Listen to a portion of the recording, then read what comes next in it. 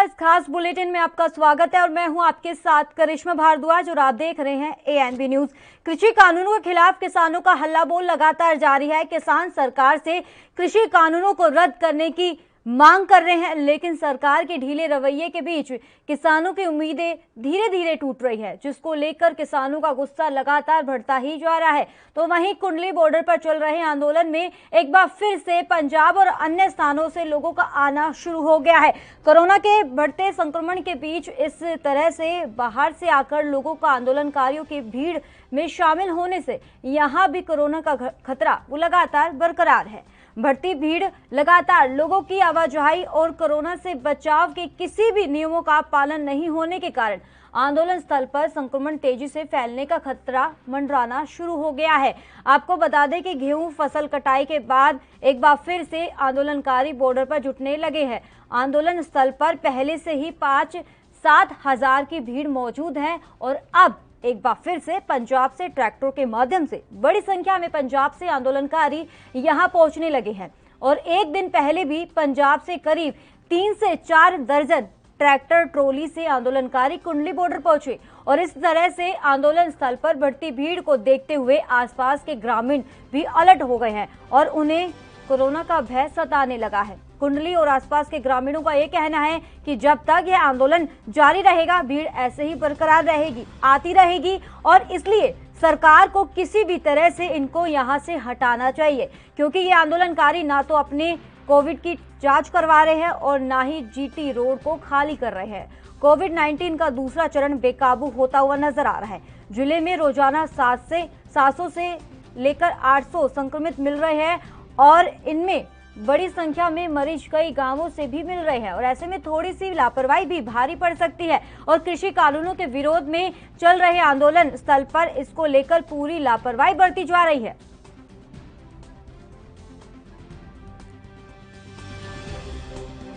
करने की हम परमिशन नहीं देंगे।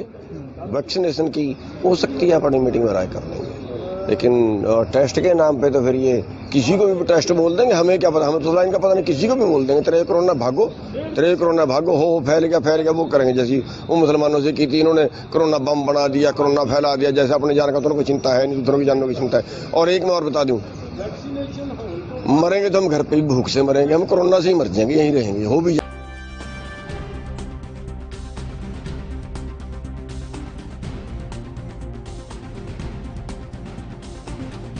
तो आपको बता दें कि किसानों का प्रदर्शन लगातार जारी है और किसान एक ही मांग पर डटे हुए हैं कि कृषि कानून को जल्द से जल्द रद्द किया जाए। और आपको बता दें, एक तरफ से कोरोना का कहर देखने को मिल रहा है तो दूसरी तरफ किसानों का जो प्रदर्शन है और वो लगातार बरकरार है। और इसी बीच उन्होंने साफ तौर पर कह दिया है कि हम टीका लगवा सकते हैं, लेकिन जो टेस्ट है वो हम नहीं करवाएंगे, क्योंकि साफ तौर को उनका ये डर है, ये आरोप लगाया जा रहा है कि केंद्र सरकार लगातार हमको यहां से हटाने की कोशिश कर रही है और ये जो कोशिश है वो नाकाम साबित होगी आने वाले समय में भी। और आने वाले समय में भी लंबा प्रदर्शन जारी रहेगा। हमारे बीच कोरोना महामारी नहीं फैलेगी, ये साफ तौर पर किसान मोर्चा का कहना है। तो सरकार की नई साजिश वो लगातार फेल साबित हो रही है। तो राकेश टिकैत का बड़ा बयान सामने आया है कि टीका लगवाएंगे पर टेस्ट नहीं करवाएंगे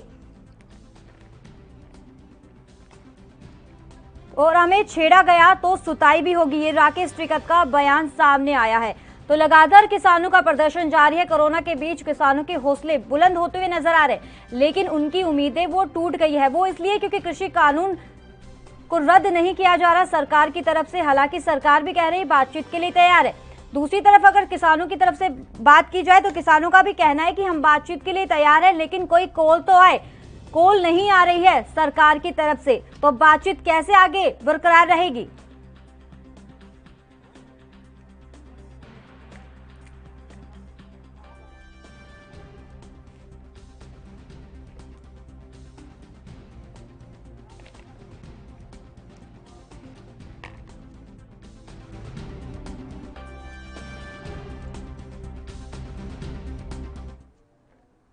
तो इसी मुद्दे पे हमारे साथ दो खास मेहमान जुड़ गए हैं सीधे लाइव। राहुल आनंद बीजेपी नेता और दूसरे हैं शिवराज सिंह किसान नेता। सर, आप दोनों खास मेहमानों का बहुत बहुत स्वागत है एएनबी न्यूज पर।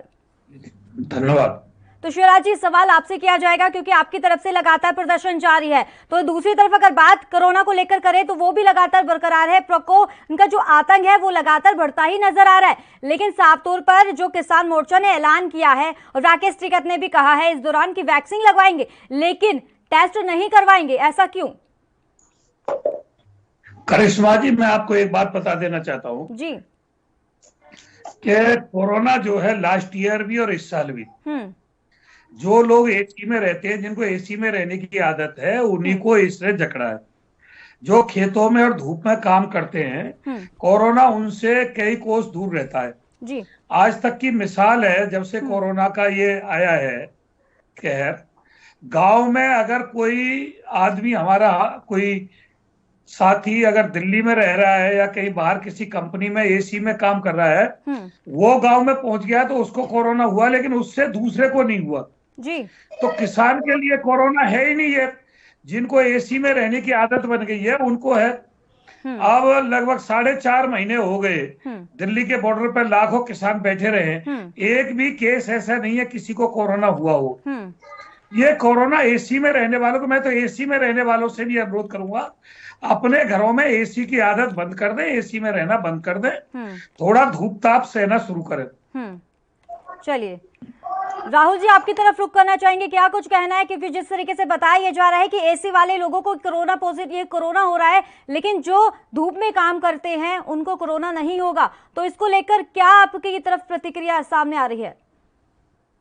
देखिए, ये जिस प्रकार की स्वराज जी बात कर रहे हैं, स्वराज जी हमसे उम्र में बहुत बड़े हैं और मैं इनका सम्मान करता हूं, लेकिन मैं इनको एक चीज आगाह करा दूंगा कि कोरोना और महामारी ये कोई लोगों को देख कर नहीं आती है कि आप एसी में बैठे हैं, कि आप खेतों में काम करते हैं या फिर आप अन्य जगहों पे काम करते हैं। हाँ, इनका अगर ये कहना सही होगा कि जो खेतों में मेहनत करते हैं उनकी इम्यूनिटी पावर अच्छी होती है, तो ये मैं मान सकता हूँ, लेकिन ये बात कहना कि नहीं, किसान लोग वहां बैठे हैं उसमें से कोई भी एक संक्रमित हो जाता है, अगर दिल्ली से ही, जिन्होंने अभी खुद ही कहा है।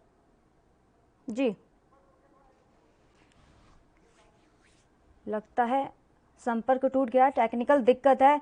तो आपको बता दें कि एक तरफ तो कोरोना संक्रमण का जो प्रकोप है वो लगातार बरकरार है और लगातार डराने वाले आंकड़े सामने आ रहे हैं। तो बात किसानों की करें तो किसानों का जो प्रदर्शन है, पिछले 4 महीने से अधिक का समय हो चुका है, किसान अपनी मांग को लेकर प्रदर्शन कर रहे हैं। साफ तौर पर उनका कहना है कि 3 कृषि कानून को रद्द करवा के ही हम अपने घर जाएंगे, चाहे कितनी भी दिक्कत हमारे बीच में आ जाए। तो लेकिन दूसरी तरफ अगर राकेश टिकैत की बात करें, यानी कि किसान नेता, कि उन्होंने कहा कि हम वैक्सीन लगवा लेंगे लेकिन टेस्ट नहीं कराएंगे, क्योंकि उनको डर है कि साफ तौर पर ये भी कहना है कि अगर हम टेस्ट करा लेते हैं तो बीच में अगर वो अपनी तरफ से कह देंगे कि वो पॉजिटिव हो चुके हैं तो हमें यहाँ से वापस अपने घर की तरफ जाना पड़ेगा। और ये हम ऐसे जो लगातार इस तरीके से बयानबाजी भी की जा रही है सरकार की तरफ से, तो वो हम उसको आगे नहीं जारी रखेंगे।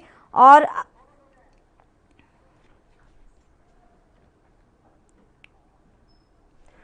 तो एक बार फिर से हमारे साथ 2 खास मेहमान जुड़ गए हैं, शिवराज सिंह जी और राहुल आनंद जी। राहुल जी, अब क्या लगता है, साफ तौर पे इन्होंने बोल दिया कि हम टेस्ट नहीं कराएंगे, तो अब आगे की क्या रणनीति रहने वाली है? क्योंकि ये तो साफ तौर पे ये कह रहे हैं कि कृषि कानून जब तक रद्द नहीं होते हम घर की तरफ नहीं जाएंगे।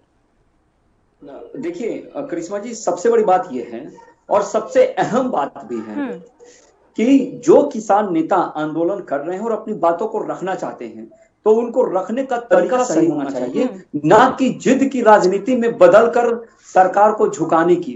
अब हम लोग बात कर लेते हैं, स्वराज जी के ही प्रारंभिक संबोधन को ले लेते हैं, तो उन्होंने एक बात कही कि खेतों में काम करने वाले लोगों के पास कोरोना नहीं आता है, लेकिन इन्होंने भी एक बात को स्वीकार किया है कि कोई अगर दिल्ली से आकर उनके पास बैठ जाता है तो उनसे कितने लोग संक्रमित हो जाएंगे। और अगर टीका लेते हैं तो टीका लेना भी एक बचाव की तरफ प्रेरित करता है, लेकिन अगर देखा जाए, अगर कोई शुगर का पेशेंट होगा वहां, कोई दम्मा का पेशेंट होगा वहां, तो उनके ऊपर कोरोना ये देख के नहीं आएगा कि वो किसान है, वो खेतों में काम किए हैं। और जहां तक इनको तो राहुल चलो जी, भारत सरकार साफ पे तौर भरोसा पर जिस नहीं है, तरीके से इनके सर, हौसले जो बुलंद हो रहे हैं, जो साफ तौर पर इनका ये कहना है कि हम टेस्ट नहीं कराएंगे, तो लग सकता है ना कि इनके हौसले लगातार बुलंद है, जो इनकी मांगे है वो जायज है, तो एक बार उनकी जो मांगे है उनको मान लीजिए सर। अब मैं आपको बताता हूँ करिश्मा जी, चरणबद्ध तरीके से सारा चीज बता देता हूँ। मुझे 2 मिनट का समय दीजिए, मैं आपको सारे डाउट क्लियर कर दूंगा। जल्दी बताइए। जो इनको टेस्ट नहीं कराना है तो आप सरकार के द्वारा टेस्ट मत कराइए, आप खुद ही प्राइवेट लैब में जाके टेस्ट करा लीजिए, वहां से भी आपको पता चल जाएगा कि आप पॉजिटिव है कि निगेटिव है, पहली बात। और जो अनाप शनाप जो बयान दे रहे हैं उनसे इनको बचना चाहिए, क्योंकि ये वही बात हो गई, हम तो डूबेंगे सनम, तुमको भी लेकर जाएंगे। अगर हम लोग बात कर लेते हैं, बजट के ऊपर बात कर लेते हैं, जो 2021 का जो बजट आया है उसमें 1.23 लाख करोड़ रुपए का आवंटन किया गया है। और अगर 13-14 की सरकार की भी बात कर लेंगे आप, तो उससे 3 गुना अधिक आवंटन किया गया है। इससे यह पता चलता है कि मोदी सरकार किसानों के लिए तत्पर है। मैं मानता हूं कि इनकी जो मांगे हैं वो उसकी दिशा क्या है, उनकी बातों में किस प्रकार की बातें झलक रही है, ये विचार करने की योग है। इन्हें सुप्रीम कोर्ट पे भरोसा नहीं है, इन्हें सरकार के लोगों पे भरोसा नहीं है, इन्हें विपक्ष की बातों पर भरोसा है, लेकिन सारे लोग एक दूसरे की राजनीतिक रोटियां सेक रहे हैं और कुछ नहीं। जी शिवराज जी, आप क्या कुछ कहना चाहते हैं? अगर बाई चांस अगर आपके बीच में कोई पॉजिटिव हो गया तो वो आप समझ सकते हैं, क्योंकि आप एक साथ रहते हैं, बातचीत करते हैं, खाना एक साथ खाते हैं, तो वो कितने लोगों को पॉजिटिव करेगा? काजल जी, पहले तो मैं एक बात बता देना चाहता हूं कि 4.5 महीने, लगभग 5 महीने हो गए, एक भी मरीज हमारा वहां कोई धरने पे कोविड में या कहीं ऐसा संक्रमित या कहीं कोई मौत नहीं हुई। ये 350 से ऊपर जो मौत हुई है, या तो उन्होंने अपना सुसाइड नोट लेकर के खुदकशी की है, ज्यादातर खुदकशी की है, उसमें ये जो है अपना शहादत दी है, उन्होंने सुसाइड नोट लिखा है। लेकिन कोरोना से आज तुम टेस्ट करा दो धरने पर, ये कम से कम 1000 मरीज पॉजिटिव निकाल देंगे और उनको अस्पताल में भर्ती कर दिया तो उनकी डेड बॉडी आएगी। कोरोना में जितने भी टेस्ट हो रहे हैं और वो अस्पताल में जा रहे हैं, तो मुझे तो लग रहा है 80% डेड बॉडी आ रही है उनकी। और कोरोना में भी अगर किसी ने घर में आइसोलेट करके अपना सही संसाधन करके सही नियम क्रम से किया है तो वो ठीक हो गया घर पे। ये अस्पताल में जाकर के क्यों सही नहीं होते हैं, मुझे ये समझ में नहीं आ रहा है। कोई बहुत बड़ा घोलमेल इसमें चल रहा है। जितने भी कोरोना पेशेंट है, हमारा भी एक लड़का फैक्ट्री से आया था राजस्थान से, उसको कोरोना पॉजिटिव आया, उसकी हालत बहुत नाजुक थी, लेकिन हमने अस्पताल में नहीं पहुंचाया, घर ही उसको क्वारंटाइन करके घर ही देसी उपचार उसका किया और आज वो फिट है बिल्कुल जी। ये अस्पताल में जाके फिट क्यों नहीं होते हैं? आज हम बॉर्डर पर टेस्ट कराते हैं, ये कम से कम 10-20 हजार ये कोरोना पॉजिटिव रिपोर्ट में दिखा देंगे और कहेंगे इन्हें अस्पताल में भर्ती करो। कुछ इसकी दहशत इतनी फैला दी है, आदमी दहशत से मर जाता है कैंसर की तरह। चलिए शिवराज जी, पहले जानकारी आपको दे दूं, काजल नहीं, मैं करिश्मा जी। राहुल जी, आप अपनी बात पूरी कीजिए, आप क्या कुछ कहना चाह रहे हैं? देखिए करिश्मा जी, जो बातें शिवराज स्वराज जी जो बता रहे हैं, तो मैं आपको बता दूं, ये जो केंद्र सरकार पे जो आरोप लगा रहे हैं कि ये हॉस्पिटल में जाकर लोगों को मार देते हैं, जो इस प्रकार के अनाप शनाप बातें कर रहे हैं, सबसे पहले तो इन्हें इन सभी बातों को इसलिए लेना चाहिए और उनको माफी भी मांगनी चाहिए, क्योंकि जो सरकारी तंत्र के डॉक्टर हैं, जो प्राइवेट नर्सिंग होम के डॉक्टर हैं, वो पिछले 14 महीने से दिन रात एक कर जनता की सेवा कर रहे हैं और अपना सेवा परमो धर्म का कर्तव्य निभा रहे हैं। उनको अगर इस प्रकार से लज्जित किया जाएगा बैठाकर, तो ये गलत है। और इनको एक आंकड़ा उपलब्ध करा दीजिए, चलिए वो मानते हैं वॉरियर्स है, उनको सल्यूट करना चाहिए, लेकिन कई अस्पतालों में स्थिति ऐसी खराब हो चुकी है, मरीजों को जगह नहीं मिल रही है। अगर इसका विरोध मरीज करते हैं तो उनके खिलाफ FIR दर्ज कराने की बात की जाती है, बदतमीजी की जाती है डॉक्टरों की तरफ से।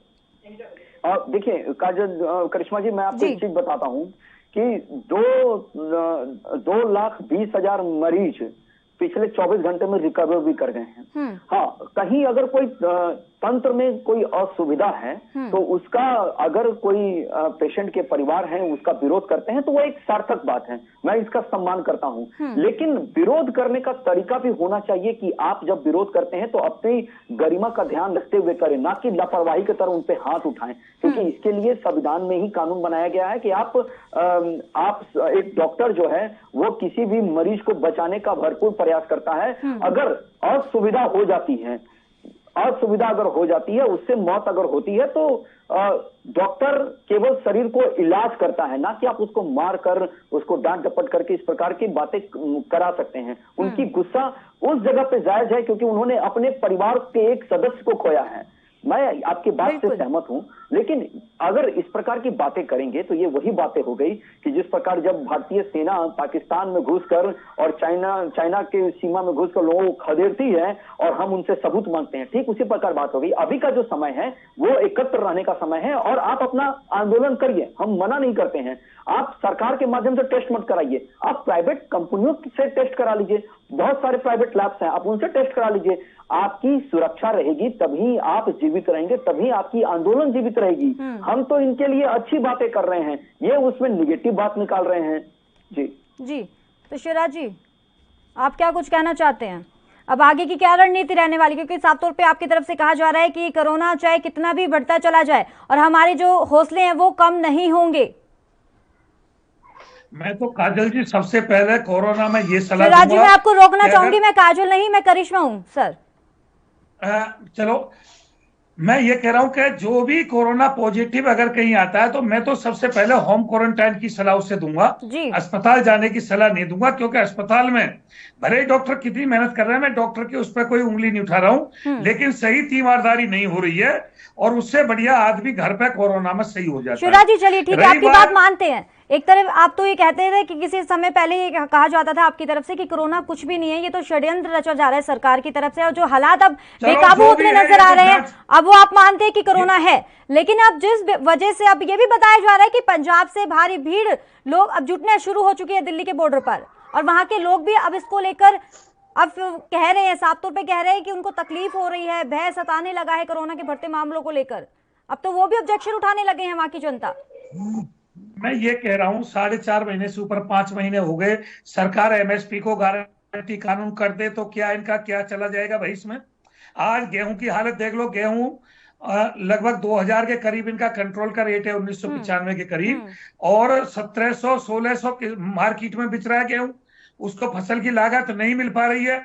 अगर एमएसपी गारंटी कानून हो जाता तो जो कंट्रोल रेट इन्होंने घोषित किया है उसी पे गेहूं बिकता मार्केट में, वो मार्केट में देखते हैं सरकारी। शिवराज जी आपकी बातें जायज है, लेकिन हम यही कहना चाहेंगे जो आप आंदोलन कीजिए लेकिन थोड़ा भीड़ को कंट्रोल करके, क्योंकि आपकी जो जिस तरीके से भीड़ देखने को मिलती है वो आने वाले समय में और स्थिति खराब कर सकती है। सर ये आप भी समझिए। ऐसी नौबती क्यों आवे? प्रधानमंत्री घोषणा कर रहे हैं एमएसपी गारंटी कानून की, नौबती क्यों ला रहे हैं ऐसी कि भाई बॉर्डरों पे भीड़ हो, देहात से किसान जाए, और वो जी हिंदुस्तान है, रिपब्लिक भारत है, वो तो ये कह रहे हैं भीड़ ही नहीं है धरने पे, आदमी नहीं, व्यक्ति नहीं है, किसान ही नहीं है धरने पे। लेकिन सर आपकी तरफ से जब पूछा जाता है कि वहां पर क्या कमजोर हो गया आंदोलन, उसी तरीके से आप कहा जाता नहीं किसी अभी कमजोर नहीं हुआ, अभी बरकरार है, भीड़ देखने को मिल रही है, किसने झूठी अफवाह फैला दी है? आपकी तरफ से ये बयानबाजी सामने आती है सर। कुछ चैनल तो यही दिखा रहे हैं कि धरने पे भीड़ है ही नहीं, किसान है ही नहीं, मुट्ठी भर किसान बैठा है धरने पे। सोनीपत में आपको पता ही है अभी हाल ही में पंचायत की गई थी, बैठक की गई थी, आगे की रणनीति पे बातचीत हुई थी हरियाणा के सोनीपत में। मैं ये कह रहा हूं क्यों धरने को लंबा चलवा रही है सरकार? एमएसपी को गारंटी कानून कर दे। सबसे बड़ा मुद्दा है 80% जो नंबर है एमएसपी गारंटी कानून, जो कंट्रोल रेट है जिसको सरकार घोषित करती है, न्यूनतम समर्थन मूल्य, इसको गारंटी में ला दे। इससे नीचे खरीद ना हो, कोई खरीदेगा तो वो अपराध कहलाएगा। सिर्फ इतनी सी बात है। किसान अपने लिए तो कुछ आगे तो मांग ही नहीं रहा, लाभकारी मूल्य नहीं मांग रहा, किसान आयोग का गठन नहीं मांग रहा, डीजल के दाम सस्ते करने को नहीं कह रहा, बिजली के दाम सस्ते करने को नहीं कह रहा, यूरिया डीएपी के दाम सस्ते करने को नहीं कह रहा, गैस के दाम सस्ते करने को नहीं कह रहा, सिर्फ ये कह रहा है हमारी फसलों के दाम। बारिश का समय है, बारिश भी आ रही है और जो कटाई वगैरह भी की जा रही है तो उसी बीच में काफी नुकसान भी हो रहा है, वो तो हम भी देख रहे हैं सर, किसानों का बहुत नुकसान हो रहा है। जिम्मेदारी सरकार की नहीं है क्या? बिल्कुल, किसकी जिम्मेदारी है? जवाब दीजिए, आपसे जवाब मैं बता रहा हूँ। सबसे पहले स्वराज जी को ये समझना होगा कि ये एमएसपी है क्या और एमएसपी क्यों आई थी। आज के दौर में अगर एमएसपी के बारे में देखा जाए तो पूरे भारत में एमएसपी पे जो फसलों को रखा गया है वो करीब 25-26 फसलें हैं, लेकिन एमएसपी क्या अंतर्राष्ट्रीय स्तर पे एमएसपी को लेकर नुकसान होता है सरकार को, क्योंकि कोई भी व्यापारी हो या कोई भी सरकार हो, अगर 100 रुपए में खरीदती है तो उसको 4 रुपए 5 रुपए में नहीं बेचेगी। आपको इस बात को समझना होगा। और एमएसपी क्यों लाई गई थी, आपको ये भी मैं रेखांकित कर देता हूं कि एमएसपी लाने के पीछे तथ्य ये था कि आने वाले भविष्य में सरकार के पास खाद्यान्न की खाने पीने से संबंधित अनाज को लेकर भंडारण की पर्याप्त व्यवस्था रहे, उसमें कहीं कोई विघ्न न पड़े, इसको लेकर एमएसपी दी गई थी।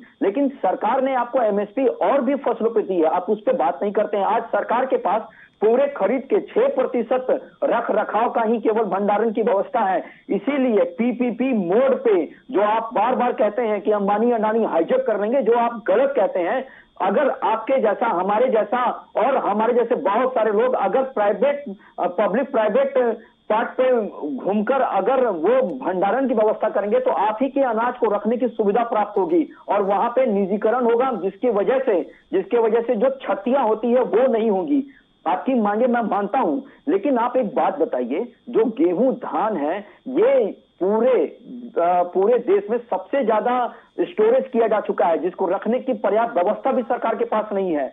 इसलिए सरकार कहती है कि हम एमएसपी इस पे नहीं देंगे, आप इससे हटकर बाजरा का उत्पादन कर लीजिए, मूंग दाल का उत्पादन कर लीजिए, अन्य फसल का उत्पादन कर लीजिए, हम उसके लिए तैयार हैं। तो आप बस जिद पे आ रहे हैं। और मैं आपको एक बात और बता देता हूं कि एमएसपी से अंतर्राष्ट्रीय स्तर पे बातों तो सर ऐसा ही, बातों से साफ तौर पर ऐसा ही लग रहा है कि बातचीत ऐसे ही चलेगी और कोई समाधान निकल के सामने नहीं आएगा। हम भी ऐसे मीडिया में बैठे बैठे टीवी से आपसे बातचीत करेंगे, डिबेट करेंगे, लेकिन ऐसा लग नहीं रहा कि समाधान आखिरकार कुछ निकल कर सामने आएगा। शिवराज जी, क्या लगता है आगे की रणनीति क्या रहने वाली है, क्योंकि अब कोरोना काल है, महामारी लगातार फैलती हुई नजर आ रही है। साफ तौर पर आप पर भी ब्लेम किया जा रहा है कि आरोप लगाया जा रहा है कि जो इजाफा हो रहा है कहीं ना कहीं किसानों के प्रदर्शन के दौरान भी हो रहा है।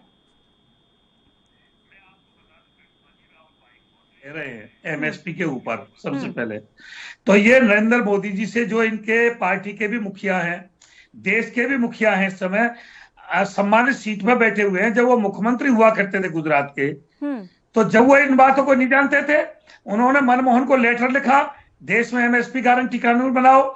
उन्होंने विशाल सभा में खुले शब्दों में कहा, जिनकी आज वीडियो वायरल भी हो रही है, भाइयों बहनों, देश में एमएसपी गारंटी कानून होना चाहिए, नहीं होना चाहिए।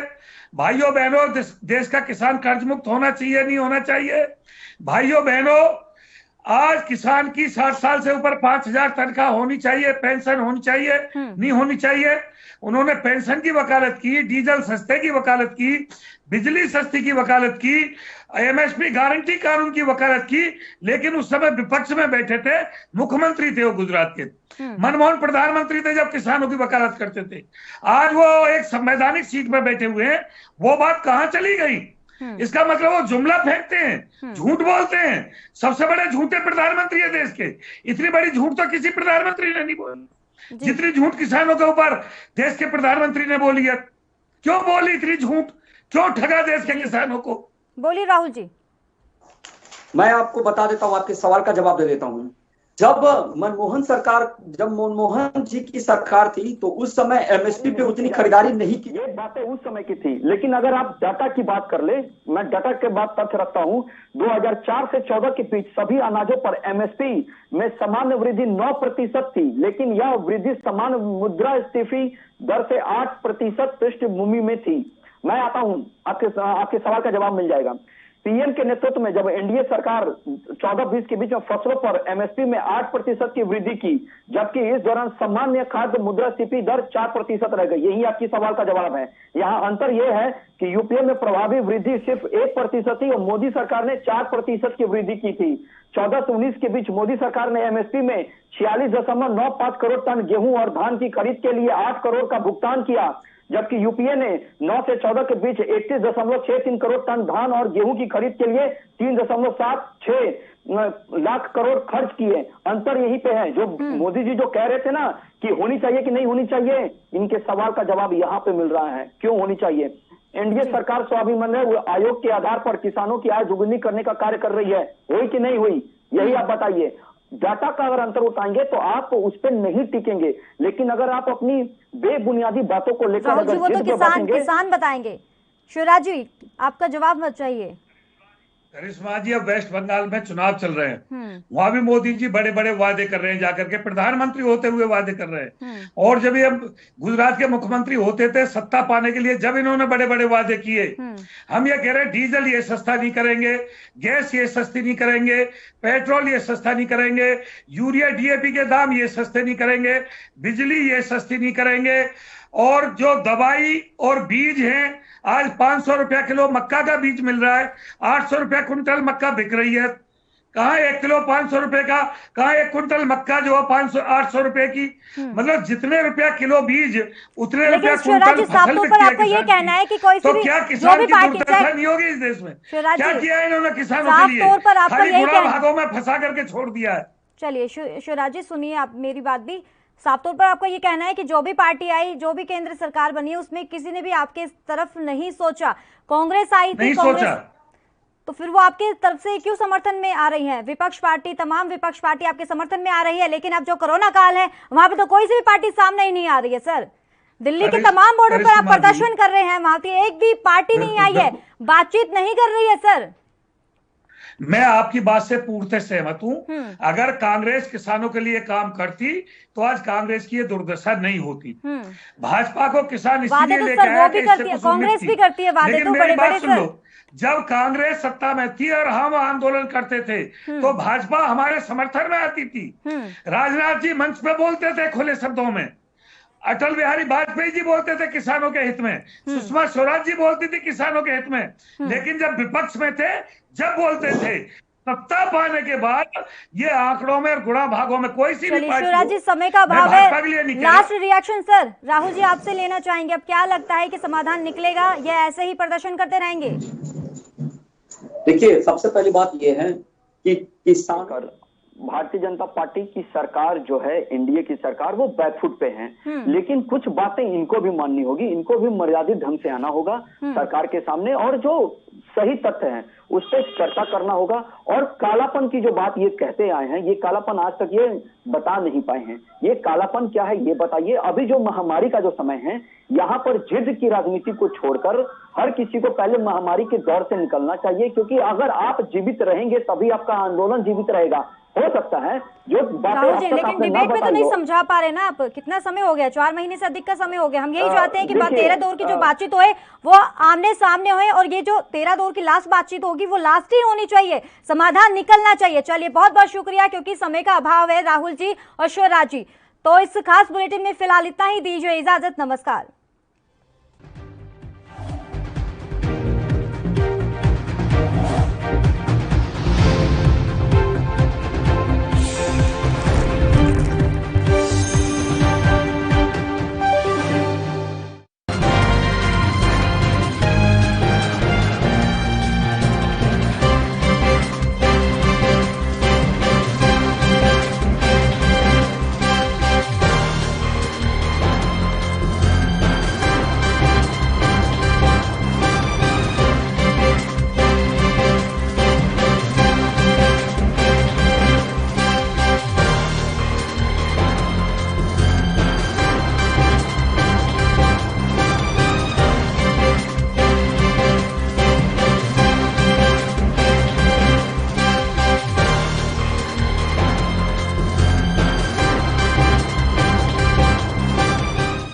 कम ब्रेक और ज्यादा खबरों के साथ देखिए ANB news in channel number पर।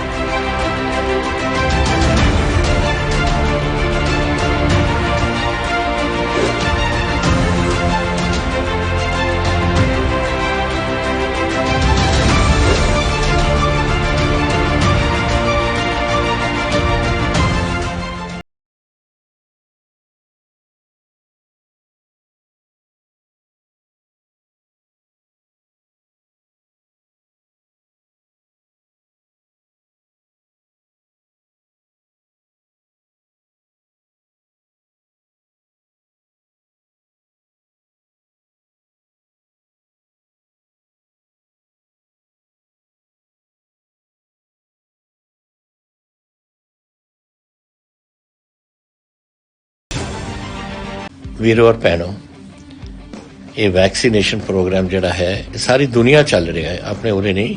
वो ये चीज़ हुण एक दुनिया की एक जंगी एक किस्म का हो गया है। तो मैं अज थोड़े नाल यही गल करना चाहना है, अगर आपां ने अपने परिवारां नूं बचाउणा है, बच्चों नूं बचाउणा है, अपने होर बजुर्ग ने उहदे विच घरां दे विच उहनां नूं बचाउणा है, तां इक्को ही तरीका है कि आपां टीके लगाओ। 2 टीके लगदे ने, एक लगदा है, फिर कोई 5-6 हफ्तियां तो बाद एक होर लगदा है, और फिर ਇਹਦਾ ਜਿਹੜਾ ਅਸਰ ਹੁੰਦਾ ਹੈ ਦੂਸਰੇ ਟੀਕੇ ਦੇ 15 ਦਿਨਾਂ ਬਾਅਦ ਇਹਦਾ ਅਸਰ ਹੁੰਦਾ ਹੈ। ਤਾਂ ਇਹ ਜ਼ਰੂਰੀ ਹੈ ਕਿ ਤੁਸੀਂ ਜਲਦੀ ਇਸ ਨੂੰ ਲਗਾ ਲਓ। ਮੈਂ ਲਗਾਏ ਨੇ ਦੋਨੋਂ। तो ਅੱਜ ਮੇਰੀ ਇਹੀ ਬੇਨਤੀ ਹੈ ਤੁਹਾਨੂੰ ਕਿ ਤੁਸੀਂ ਮੇਰੀ ਗੱਲ ਮੰਨੋ, ਸਾਰੇ ਤੁਸੀਂ ਲਗਾਓ ਤਾਂ ਕਿ ਤੁਸੀਂ ਵੀ ਬਚੋ ਔਰ ਨਾਲ ਤੁਹਾਡੇ ਘਰਾਂ ਦੇ ਵਿੱਚ ਜੋ 45 ਸਾਲ ਤੋਂ ਉੱਪਰ ਨੇ ਉਹਨਾਂ ਨੂੰ ਵੀ ਲਗਾਓ ਤਾਂ ਕਿ ਆਪਣਾ ਪਰਿਵਾਰ ਬਚ ਸਕੇ। कोविड टीकाकरण पंजाब ਲਈ ਆਪਣੇ ਪਰਿਵਾਰ ਲਈ।